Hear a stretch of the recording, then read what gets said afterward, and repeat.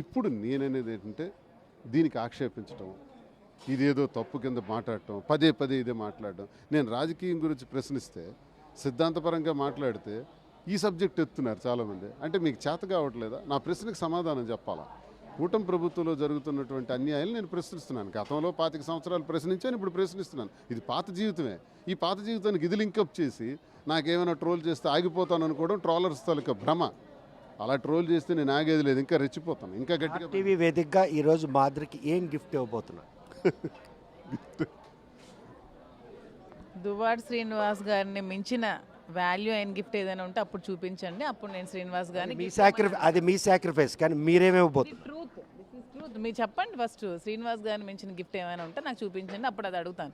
మీ సాక్షికి అది సంతృప్తి, కానీ ఆయన మీకు ఏం గిఫ్ట్ ఇవ్వబోతున్నారు ఆర్టీవీ చెప్తారు. నా మనసు ఇస్తున్నాను గిఫ్ట్. చూడండి, ప్రాక్టికల్గా ఏదో కొనొచ్చు, బంగారం కొనొచ్చు, వస్తువులు కొనొచ్చు, ఆస్తులు ఇవ్వచ్చు, కానీ అటన్నిటికన్నా విలువైనది మనసు. మేమిద్దరం మనస్ఫూర్తిగా కలిసాం, మనస్ఫూర్తిగా పనిచేసుకుంటున్నాం, మనస్ఫూర్తిగా ప్రజాసేవ చేయాలనుకుంటున్నాం.